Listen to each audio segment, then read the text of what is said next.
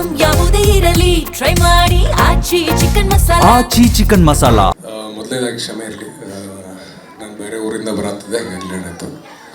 ಇಲ್ಲಿ ಬಂದಿರೋ ಮಾಧ್ಯಮದ ಎಲ್ಲ ಹಿರಿಯರಿಗೆ, ನನ್ನ ಚಿತ್ರರಂಗದ ಕುಟುಂಬದ ಎಲ್ಲ ಹಿರಿಯರಿಗೆ ನನ್ನ ನಮಸ್ಕಾರ.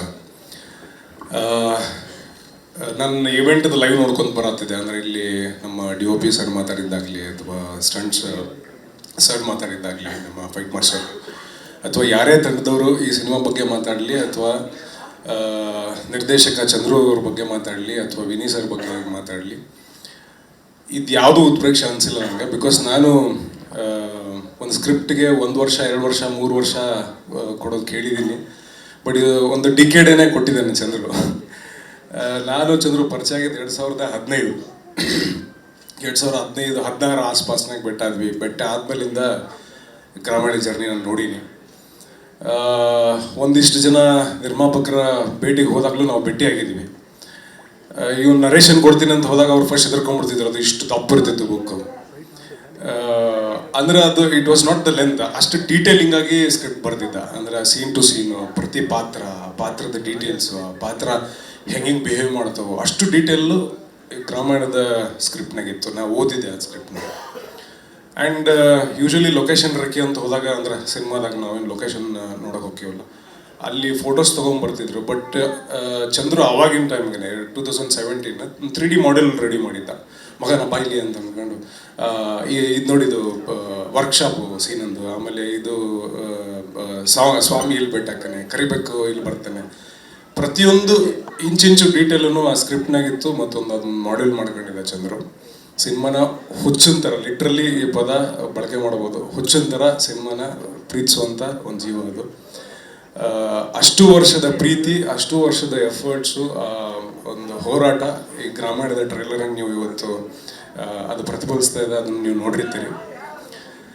ಸಿನಿಮಾ ನೋಡಿದ ಮೇಲೆ ಇಲ್ಲಿ ಬರುವಂಥ ಪ್ರತಿ ಪಾತ್ರನೂ ಕೂಡ, ಅದು ವಿನಯ್ ಅವರ ಪಾತ್ರ ಆಗಿರ್ಬೋದು, ಅಥವಾ ಅಲ್ಲಿ ಬರೋ ಕುಸುಮ ಆಗಿರ್ಬೋದು, ಅಥವಾ ನಮ್ಮ ಯೋಗಿ ಅವರ ಪಾತ್ರ ಆಗಿರ್ಬೋದು, ಕರಿಬೇಕು, ಸದಾನಂದ ಸ್ವಾಮಿ ಪಾತ್ರ ಆಗಿರ್ಬೋದು, ಅಥವಾ ನೀಟ್ ನವಿ ಪಾತ್ರ ಆಗಿರ್ಬೋದು, ಪ್ರತಿ ಪಾತ್ರ ಸಿನಿಮಾ ಎಷ್ಟು ನಿಮಗೆ ಇಷ್ಟ ಆಗುತ್ತೋ ಅಷ್ಟೇ ಒಂದು ಸ್ಟ್ರಾಂಗ್ ಇಂಪ್ರೆಷನ್ನು ಪಿಕ್ಚರ್ ನೋಡಿದ್ಮೇಲೆ ನಿಮ್ಮ ಮನಸ್ಸಿನಾಗ ಉಳ್ಕೋತೈತಿ.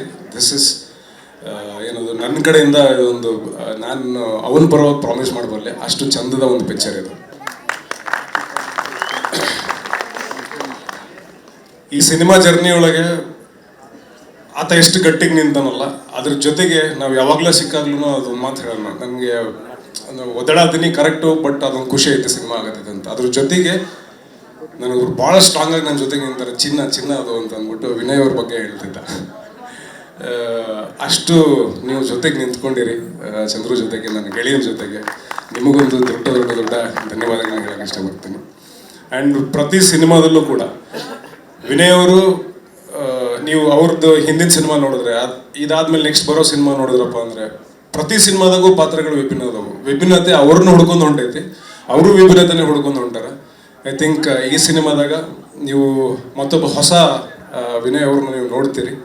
ಇಲ್ಲಿವರೆಗೂ ಏನೊಂದು ಜರ್ನಿ ಇತ್ತು ವಿನಯ್ ಅವ್ರದ್ದು, ಒಂದು ಲುಕ್ ಆಗಲಿ ಅಥವಾ ಅವರ ಒಂದು ಪ್ರೆಸೆನ್ಸ್ ಆಗಲಿ, ಈ ಸಿನಿಮಾಯಿಂದ ಇನ್ನೂ ಸ್ಟ್ರಾಂಗ್ ಆಗಿ, ಇನ್ನೂ ಅದ್ಭುತವಾಗಿ ಅವ್ರು ನಿಮ್ಮನ್ನು ಆವರಿಸ್ಕೋತಾರೆ ಅಂತ ಅನ್ನೋ ನಂಬಿಕೆ ನನಗೈತೆ. ಆಲ್ ದ ಬೆಸ್ಟ್ ವಿನಯ್ ಅವರೇ.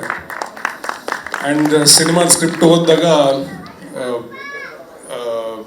ವಿನಯ್ ಅವರ ಪಾತ್ರದ ಅಷ್ಟೇ ಕ್ಯೂರಿಯಸ್ ಆಗಿ ನಾನು ಭಾಳ ನೋಡ್ತಾ ಇದ್ದಿದ್ದು ಕುಸುಮ. ಸಾಂಗ್ ಬರೆದಾರಲ್ಲ, ರಾಮನಹಳ್ಳಿ ರಾಕೆಟ್ ಅಂತ, ಅದು ಕಣ್ಣಲ್ಲೇ ರಾಕೆಟ್ ಬಿಡ್ತಾರವರು. ಅಷ್ಟು ಅದ್ಭುತವಾದಂಥ ಒಂದು ಪ್ರೆಸೆನ್ಸ್ನ ಕೊಟ್ಟಾರೆ ಟ್ರೈಲರ್ ಒಳಗೆ, ಸಾಂಗ್ಸ್ ಒಳಗೆ. ಅದ್ರದ್ದು ತುಣುಕುಗಳನ್ನ ನೀವು ನೋಡಿ ಎಕ್ಸ್ಪೀರಿಯನ್ಸ್ ಮಾಡಿರ್ತೀರ. ಐ ಥಿಂಕ್ ಸಿನಿಮಾದಲ್ಲಿ ನಿಮ್ಮನ್ನು ಗೆದ್ಕೋತಾರೆ ಅವರು. ಇಡೀ ತಂಡ, ನಾಗು ಆಗಿರ್ಬೋದು, ಪ್ರತಿಯೊಬ್ಬರು ಕೂಡ ಈ ಸಿನಿಮಾದಾಗೆ ಕೆಲಸ ಮಾಡಿದ್ರು, ಪ್ರತಿಯೊಬ್ಬರು ಕೂಡ, ಮತ್ತು ಈ ಸಿನಿಮಾ ತಂಡವನ್ನು ನಂಬಿ ಇದಕ್ಕೆ ದುಡ್ಡಾಗ್ದಂಥ ನಿರ್ಮಾಪಕರಾಗಿರ್ಬೋದು, ಇಡೀ ತಂಡಕ್ಕೆ ನನ್ನ ಕಡೆಯಿಂದ ಹೃದಯಪೂರ್ವಕವಾದಂತಹ ಒಳ್ಳೆಯ ಆಶಯದಿಂದ ವಿಶ್ ಮಾಡೋಕ್ಕೆ ಇಷ್ಟಪಡ್ತೀನಿ. ಇದು ಗೆಲ್ಲುತ್ತೆ, ಗೆದ್ದೇ ಗೆಲ್ಲುತ್ತೆ. ನಿಮ್ಮೆಲ್ಲರೂ ಪ್ರೀತಿ ಸಹಕಾರ ಇರಲಿ. ನಮಸ್ಕಾರ.